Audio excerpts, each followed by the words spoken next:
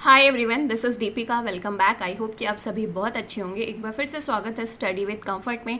आज के सेशन में हम लोग ह्यूमन सिक्योरिटी के कॉन्सेप्ट को एड्रेस करने वाले हैं। आप में से बहुत सारे लोग मुझे कमेंट कर रहे थे और मैसेज भी कर रहे थे कि ह्यूमन सिक्योरिटी पर एक लेक्चर लिया जाए, तो आज फाइनली हम लोग ह्यूमन सिक्योरिटी पर एक लेक्चर ले रहे हैं।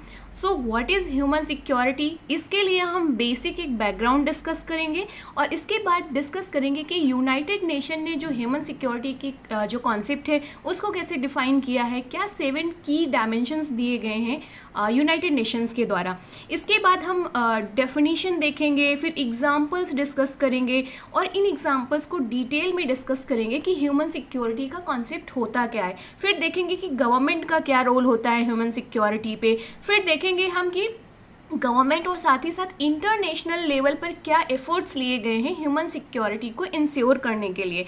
और लास्ट में डिस्कस करने वाले हैं कि चैलेंजेस क्या आ रहे हैं, हम अभी भी ह्यूमन सिक्योरिटी को क्यों नहीं इंश्योर कर पा रहे हैं। दुनिया भर में आप पॉवर्टी देख रहे हो, रिफ्यूजीज़ का प्रॉब्लम देख रहे हो, ओके, डिस्प्लेसमेंट या फोर्स्ड माइग्रेशन देख रहे हो, तो ये क्यों है, क्यों हम इस क्या क्या चैलेंजेस आ रहे हैं कि ह्यूमन सिक्योरिटी हम इंश्योर नहीं कर पा रहे हैं। ओके, फिर एक वे फॉरवर्ड डिस्कस करेंगे कि क्या एक्शन लिए जाने की ज़रूरत है। तो ये बहुत ही कॉम्प्रीहेंसिव लेक्चर होने वाला है आज का ये। तो अगर आप लास्ट तक देखेंगे इसे तो ट्रस्ट मी, ह्यूमन सिक्योरिटी के बारे में आपको कंप्लीट आइडिया हो जाएगा और बहुत सारे एग्जांपल्स मिलेंगे जिसके साथ आप अपने पॉइंट्स को बहुत ही फैक्ट के साथ में रख सकते हो। ओके, तो मैं लेक्चर को डिटेल में शुरू करूं इससे पहले this is a brief about me और मेरी आपसे हम्बल रिक्वेस्ट है गाइस, अगर आप पहली बार चैनल में आए हैं तो प्लीज़ चैनल को सब्सक्राइब ज़रूर करिएगा, बेल आइकन प्रेस करिएगा जिससे कि नए लेक्चर की नोटिफिकेशन आप तक पहुंच सके। हम लोग डेली बेसिस पर लेक्चर्स लेते हैं यहाँ पर। अगर आप चैनल को सब्सक्राइब करके इसकी प्लेलिस्ट को एक्सप्लोर करेंगे तो आप देखेंगे कि हम लोगों ने यहाँ पे सेपरेट प्लेलिस्ट बना रखी है, जैसे कि इंटरनेशनल रिलेशन की, western political thought, Indian political thought, comparative politics और पब्लिक एडमिनिस्ट्रेशन, और बहुत सारे लेक्चर्स यूजीसी नेट एग्जामिनेशन की प्रिपरेशन को लेकर भी टारगेट किए गए हैं। बहुत सारे हम लोगों ने प्रीवियस ईयर्स के क्वेश्चंस को प्रैक्टिस किया है, तो आप चैनल को सब्सक्राइब ज़रूर करिएगा ताकि हर एक नए लेक्चर की नोटिफिकेशन आप तक पहुंच सके। मेरा एक दूसरा चैनल है चैट पोस्ट, आप चाहें तो इसे भी सब्सक्राइब कर सकते हैं। बाकी इंस्टाग्राम पे ज़रूर फॉलो करिएगा ताकि आप कनेक्टेड रह सकें मेरे साथ में, और साथ ही साथ आपको कोई क्वेरी है, कोई डाउट हो तो आप डायरेक्टली मैसेज कर सकते हो वहाँ पर। ओके, इसकी जो लिंक है वो डिस्क्रिप्शन बॉक्स में आपको मिल जाएगी, बाकी आप ये सर्च कर भी इसे फाइंड आउट कर सकते हो। तो शुरू करते हैं आज का session. So what is human security, थोड़ा सा बैकग्राउंड डिस्कस करते हैं कि जो ह्यूमन सिक्योरिटी का कॉन्सेप्ट है वो इंटरनेशनल रिलेशन या जो सिक्योरिटी स्टडीज़ होती हैं, डिफेंस स्टडीज़ होती हैं, उनके लिए बहुत इम्पॉर्टेंट टॉपिक हो जाता है। यहाँ पर फोकस किया जाता है जो इंडिविजुअल्स एंड कम्युनिटीज़ हैं उनके प्रोटेक्शन और वेलबींग के लिए, ना कि स्टेट या गवर्नमेंट की सिक्योरिटी के लिए।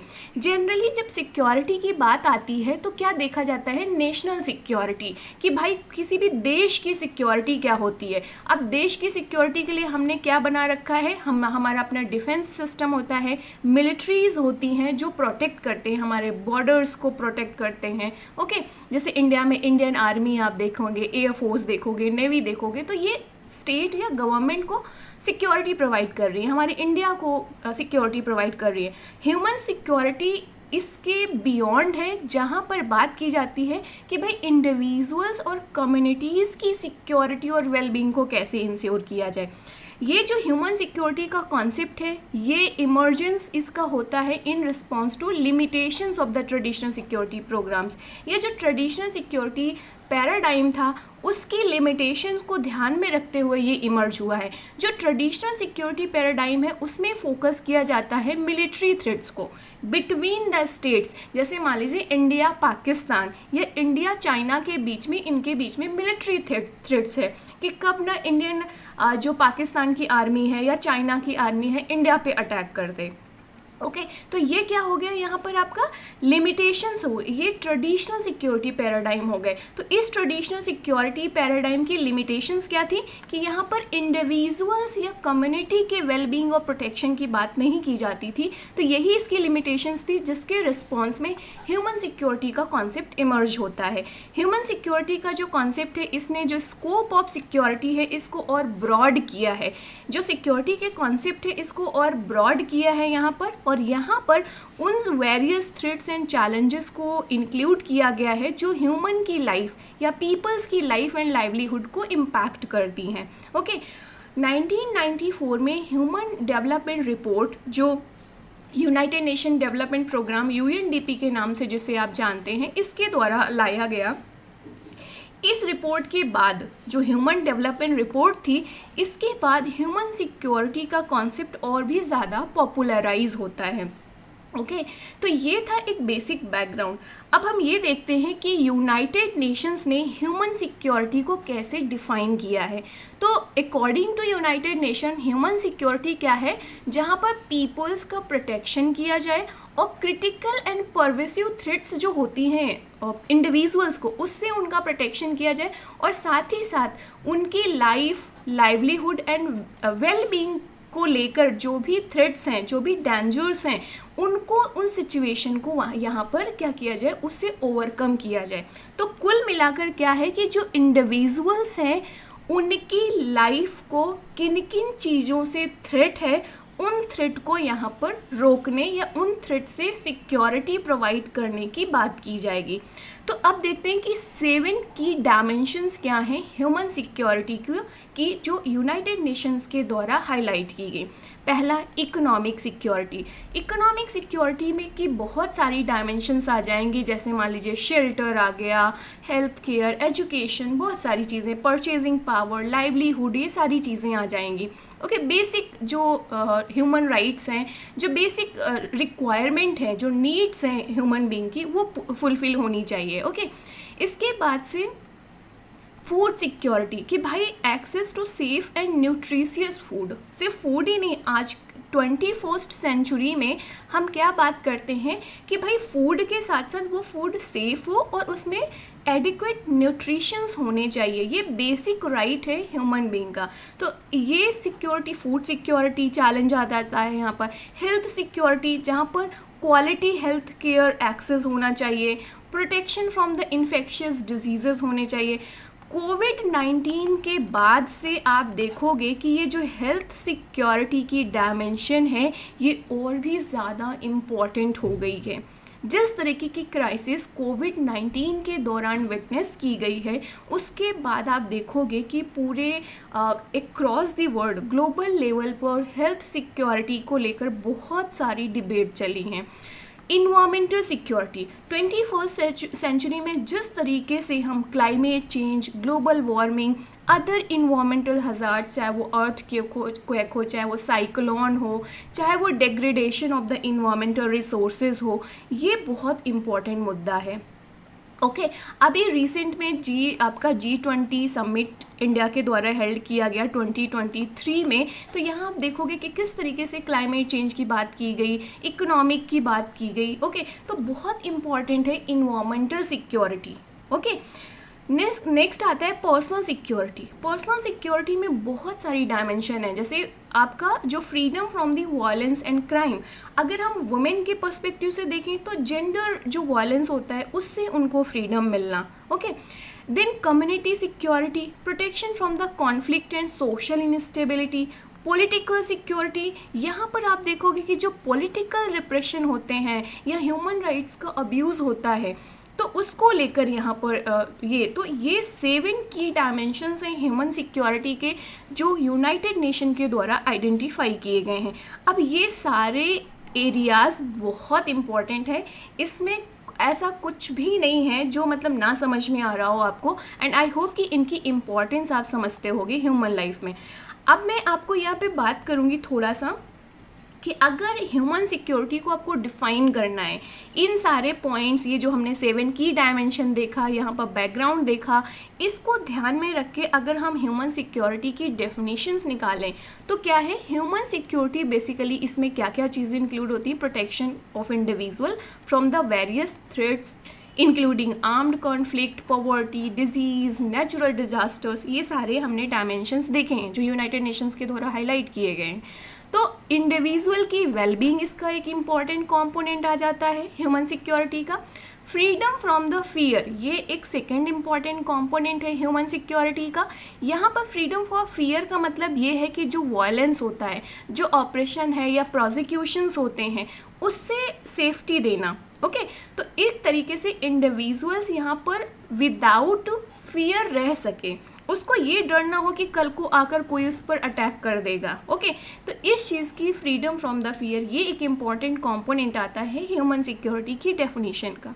देन डिग्निटी एंड एम्पावरमेंट, आपने देखा होगा कि ह्यूमन बीइंग जो ह्यूमन राइट्स होते हैं उसमें बेसिक राइट होता है human dignity. Basically human security इस बात को रिकॉग्नाइज करती है कि जो बेसिक ह्यूमन राइट्स होते हैं जैसे social justice, opportunity to participate in decision making process, okay, access to education, access to healthcare, these are the basic rights।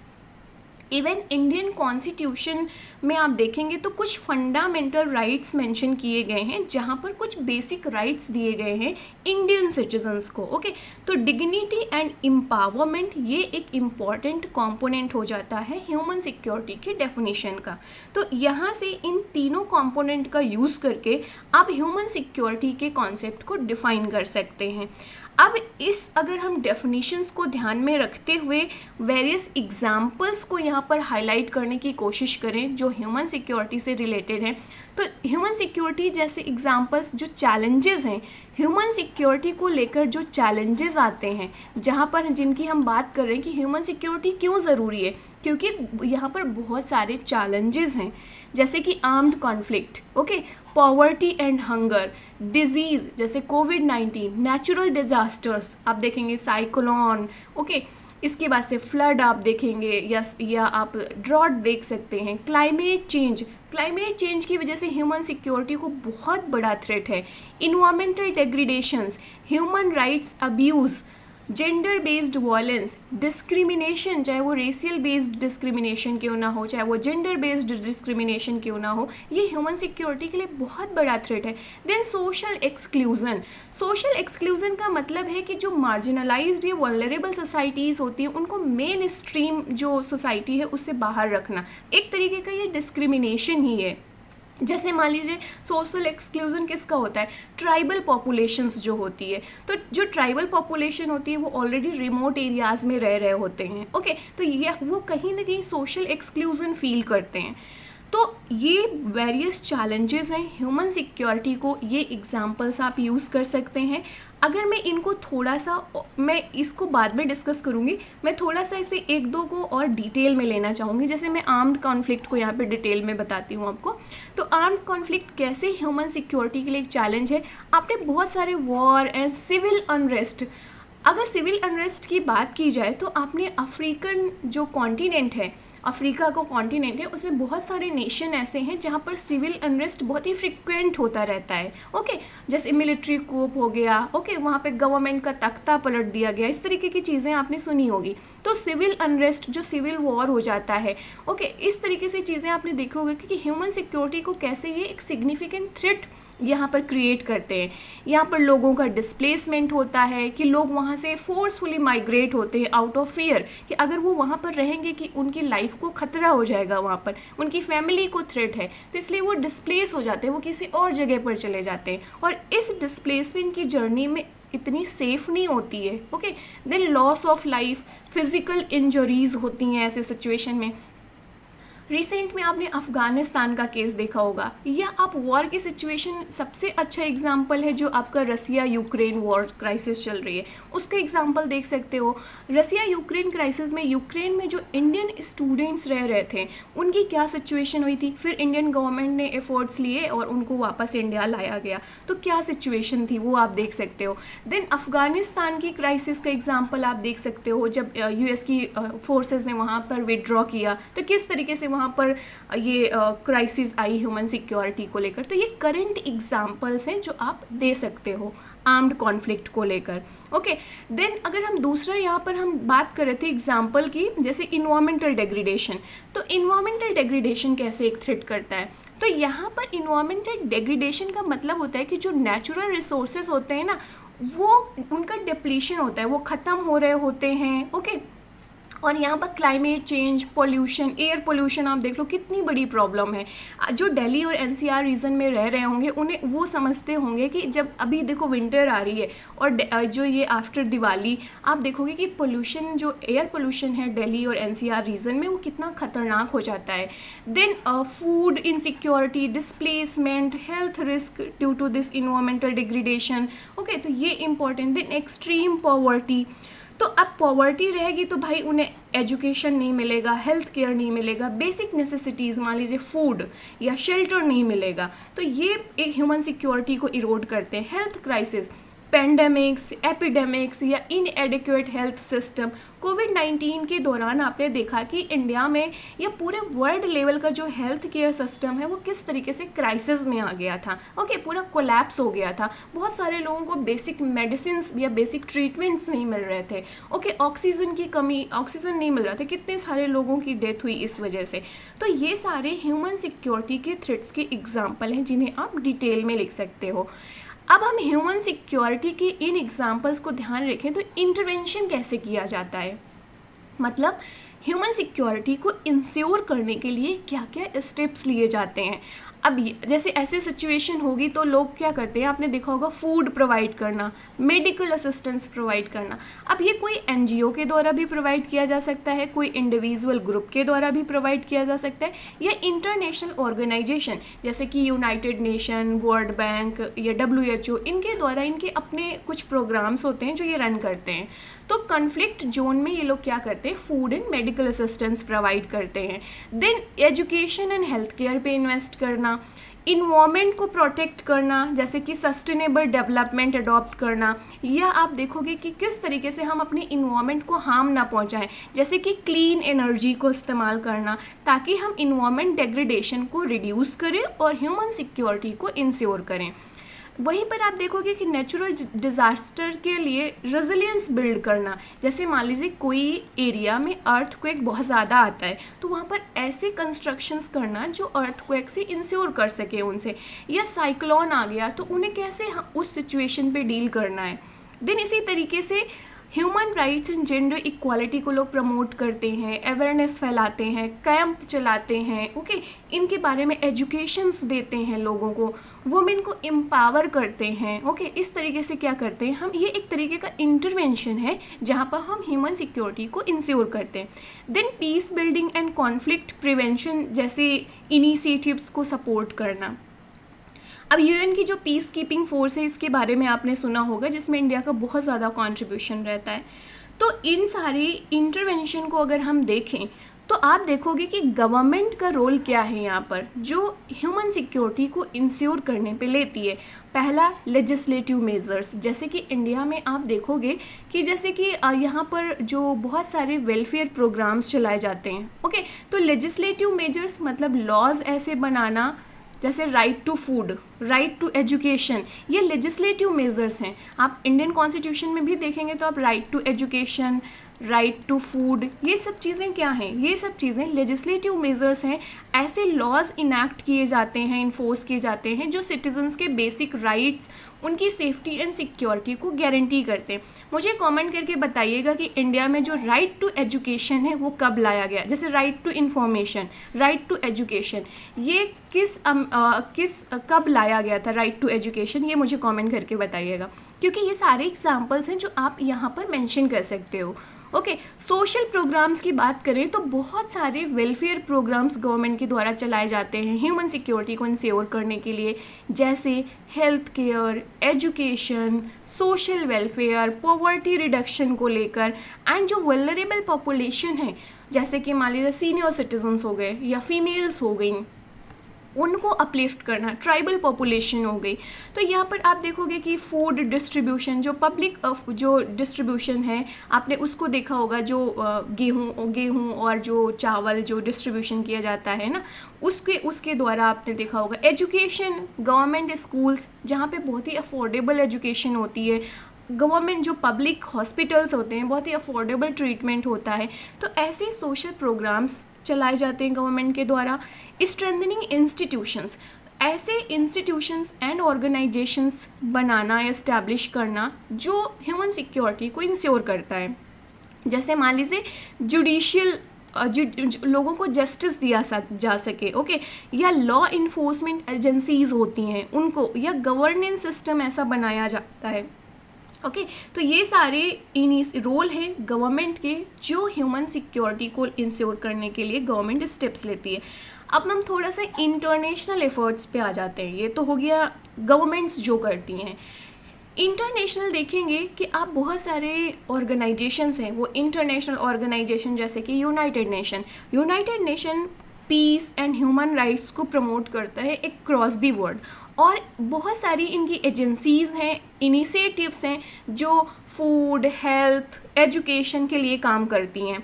वहीं पर बहुत सारे नॉन गवर्नमेंटल ऑर्गेनाइजेशंस होते हैं, एनजीओज, ओके, जैसे कि डॉक्टर्स विदाउट बॉर्डर, इसका नाम आपने सुना होगा। ये हेल्थ केयर सिस्टम प्रोवाइड करते हैं जो कॉन्फ्लिक्ट जोन और जो डिज़ास्टर एरियाज़ हैं वहाँ पर। इसी तरीके से इंटरनेशनल रेड क्रॉस ऑर्गेनाइजेशन का आपने सुना होगा, जो आर्म्ड कॉन्फ्लिक्ट या डिजास्टर या इमरजेंसीज के टाइम पे असिस्टेंस प्रोवाइड करते हैं। ऐसे बहुत सारे और भी ऑर्गेनाइजेशंस हैं।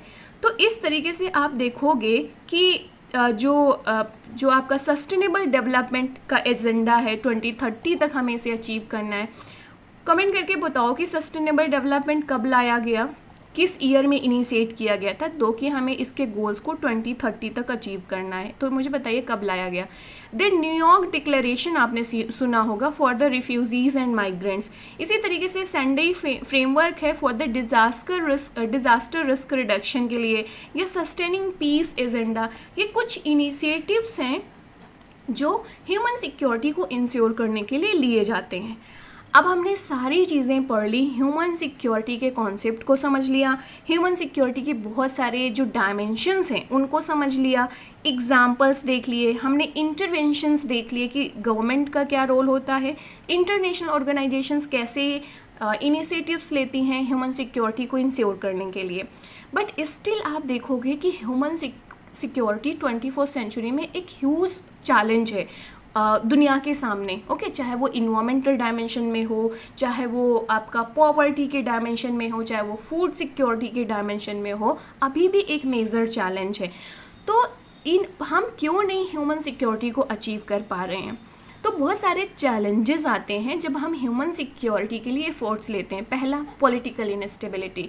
मान लीजिए किसी भी देश में जब पॉलिटिकल टर्मोइल होता है, जैसे कि आपने म्यांमार का कॉन्सेप्ट देखा होगा, रोहिंग्या रिफ्यूजीज़ का नाम आपने सुना होगा, ये कॉन्सेप्ट बहुत ज़्यादा न्यूज़पेपर में हाईलाइट किया गया। रोहिंग्याज रिफ्यूज़ी का प्रॉब्लम म्यांमार में हुआ और उसके बाद से उनका जो माइग्रेशन होने लगा इन रिफ्यूजीज़ का, वो बांग्लादेश में देखने को मिला, इंडिया के नॉर्थ ईस्ट रीजन में देखने को मिला। तो आप ये देखोगे कि किस तरीके से वहाँ पर म्यांमार में पॉलिटिकल इनस्टेबिलिटी आई, डेमोक्रेटिक गवर्नमेंट को रिप्लेस करके वहाँ पर मिलिट्री कूप हुआ, तो मिलिट्री ने वहाँ पे गवर्नमेंट बनाई, ओके। तो पॉलिटिकल टर्मोइल के बाद आप देखोगे कि वहाँ पर किस तरीके से जो रोहिंग्या रिफ्यूजीज़ है उसकी प्रॉब्लम और भी ज़्यादा बढ़ गई थी। तो यहाँ पर जब कंट्रीज़ में पावर स्ट्रगल चलता है या गवर्नेंस क्राइसिस आती है, ऐसी सिचुएशन में ह्यूमन सिक्योरिटी बहुत बड़ा प्रॉब्लम बन जाता है। तो जो पॉलिटिकल इनस्टेबिलिटी होती है कंट्रीज़ में, इसकी वजह से ह्यूमन सिक्योरिटी के जितने भी मेजर्स होते हैं, इनिशिएटिव्स होते हैं, वो बैकफुट पे चले जाते हैं। Then resource scarcity. आज के टाइम पे आप देखोगे कि कंट्रीज़ में रिसोर्सेज की इतनी कमी है, ओके। तो लैक ऑफ रिसोर्सेज की वजह से जो लोग हैं उनको बेसिक राइट्स, जो बेसिक फूड, वाटर या अब शेल्टर हो गया, ये प्रोवाइड नहीं किया जाता। ओके, क्योंकि रिसोर्सेज स्कार्सिटी है, इनफ रिसोर्सेज ही नहीं है, इस वजह से बहुत सारे लोग पॉवर्टी में ही रह जाते हैं। देन करप्शन बहुत मेजर इशू है ह्यूमन सिक्योरिटी को इंश्योर करने पे। जो करप्शन है ये पब्लिक ट्रस्ट को इरोड करता है, मतलब लोगों का जो गवर्नमेंट पे भरोसा है वो कम हो जाता है। और जब करप्शन होगा तो आपको पता है कि रिसोर्सेज क्या होंगे, डाइवर्ट होंगे। जो पॉलिटिकल लीडर्स हैं, जो ब्यूरोक्रेट्स हैं, वो क्या करेंगे, जो पैसा वेलफेयर के लिए जाना चाहिए था वो पैसे वो अपनी जेब में रखेंगे। तो जब अपनी जेब में पैसे रखेंगे तो वेलफेयर एक्टिविटीज़ नहीं होंगी ना। तो यहाँ पर ह्यूमन सिक्योरिटी कैसे इंश्योर कर सकते हैं आप? Then lack of international cooperation. Various countries के बीच में आप देखेंगे, जैसे मान लीजिए रोहिंग्याज रिफ्यूज़ी का प्रॉब्लम आया म्यांमार में, उसका इम्पैक्ट बांग्लादेश और इंडिया में भी देखने को मिला। तो बट म्यांमार और इन सब कंट्रीज़ में उतना इफ़ेक्टिव कोऑपरेशन देखने को नहीं मिला जितने की ज़रूरत थी। दो की कुछ स्टेप्स लिए गए थे लेकिन उतना इफ़ेक्टिव नहीं था जितना की ज़रूरत थी ताकि इस मुद्दे को डील किया जा सकता। तो यहाँ पर हर नेशन की अपनी प्रायोरिटीज़ हैं, अपने नेशनल इंटरेस्ट हैं और अपने जियोपॉलिटिकल डायनामिक्स होते हैं हर कंट्रीज़ के, और ये कहीं ना कहीं कलेक्टिव एफर्ट्स लेने पे एक चैलेंज आता है ग्लोबल लेवल पर। अब मान लीजिए इन्वायरमेंटल डिग्रेडेशन बहुत बड़ा चैलेंज है, चाहे वो क्लाइमेट चेंज हो, चाहे वो ग्लोबल वार्मिंग का इशू हो, चाहे वो एयर पोल्यूशन का इशू हो। यहाँ पर आप देखोगे कि यहाँ पे ग्लोबल कोऑपरेशन की ज़रूरत है। बट क्या हम ग्लोबल कोऑपरेशन को इंश्योर कर पा रहे हैं उस लेवल तक जितने लेवल की ज़रूरत है? दो कि बहुत सारे इनिशिएटिव्स लिए गए हैं, चाहे वो सेंडाई फ्रेमवर्क लाया गया हो, चाहे वो सस्टेनेबल डेवलपमेंट लाया गया हो, चाहे वो पेरिस एग्रीमेंट किया गया हो, बट स्टिल इससे भी बड़े लेवल पे कोऑपरेशन की ज़रूरत है ताकि ग्लोबल लेवल पर हम इन मुद्दों को एड्रेस कर सकें। अब जो डेवलप्ड कंट्रीज़ हैं वो रिसोर्सेज एंड टेक्नोलॉजी या फाइनेंस ही नहीं देती हैं डेवलपिंग कंट्रीज़ को जो यहाँ पर एक्शन ले सकें। तो ऐसे बहुत सारे इश्यूज़ और चैलेंजेस आते हैं जो ह्यूमन सिक्योरिटी है इसको इंश्योर नहीं कर पाते हैं। तो ये पूरा ओवरऑल लेक्चर हो गया एंड आई होप कि आपको बहुत अच्छे से समझ में आया होगा ह्यूमन सिक्योरिटी का कॉन्सेप्ट। अब अगर हम कंक्लूड करें आप पूरे इस डिस्कशन को, और ज़रूरत क्या है यहाँ पर एक्शन लेने की। भाई ह्यूमन सिक्योरिटी इंश्योर करना है तो सिंपल सी बात है, उस डायरेक्शन में आपको स्टेप्स लेने होंगे, एक्शंस लेने होंगे। तो ह्यूमन सिक्योरिटी का जो मुद्दा है आपने देखा मल्टी फैसेटेड है, वेरियस डायमेंशंस हैं, हमने ये देखा। ओके, और ये क्रूशियल है अगर आपको पीस, प्रॉस्पेरिटी एंड जस्टिस को अचीव करना है वर्ल्ड वाइड। तो global piece, global stability, global prosperity को अगर आपको अचीव करना है तो ह्यूमन सिक्योरिटी इंश्योर करनी होगी, ये बहुत इंपॉर्टेंट है। बहुत सारे ऑर्गेनाइजेशंस हैं जो अपने पॉलिसी डिस्कशन करते हैं, पॉलिसी इनिशिएटिव्स लाते हैं, जैसे कि यूनाइटेड नेशन, हमने देख लिए इनके प्रोग्राम्स। ओके, तो यहाँ पर ये पीपल सेंटर्ड अप्रोच अडॉप्ट तो करते हैं सिक्योरिटी चैलेंज को इंश्योर करने के लिए, एड्रेस करने के लिए, बट स्टिल यहाँ पे ज़रूरत है एक बड़े लेवल पे एक्शन लेने की। ओके, और इंटरनेशनल कोऑपरेशन को इंश्योर करने की। तो ह्यूमन सिक्योरिटी एक इम्पॉर्टेंट चैलेंज है, इशू है, ताकि जो दुनिया भर में लोग हैं वो कहीं पर भी रहें वो पीस और डिग्निटी के साथ में रह सकें, और जो पीपल्स हैं वो free from the fear, want and indignity से रह सकें। तो ये लाइन इम्पॉर्टेंट है कंक्लूड करने के लिए, जो ये दिखाता है कि ह्यूमन सिक्योरिटी क्यों सिग्निफिकेंट है। Got it? तो ये था पूरा लेक्चर ह्यूमन सिक्योरिटी पे। आई होप आपने इन्जॉय किया होगा। और मैं इस लेक्चर को फिनिश करूं इससे पहले मैं आपसे हम्बल रिक्वेस्ट करूंगी गाइस, प्लीज़ चैनल को सब्सक्राइब ज़रूर करिएगा। आज ये लेक्चर पसंद आया होगा तो लाइक ज़रूर करिएगा और अपने फ्रेंड्स के साथ शेयर करिएगा। सब्सक्राइब करने, लाइक करने और शेयर करने में गाइज आपको कुछ नहीं जाता, बट यहाँ पर बहुत ज़्यादा एफर्ट्स लगते हैं ऐसे लेक्चर्स को क्रिएट करने में। So I hope you understand the value of these the time and efforts, और इस टाइम एंड एफर्ट्स की वैल्यू करते हुए आप चैनल को सब्सक्राइब करिएगा, वीडियो को लाइक करिएगा और अपने फ्रेंड्स के साथ शेयर करिएगा, उनको रिकमेंड करिएगा। और यस, इसी के साथ मिलते हैं नेक्स्ट वीडियो में। Bye bye, take care, keep learning, keep exploring.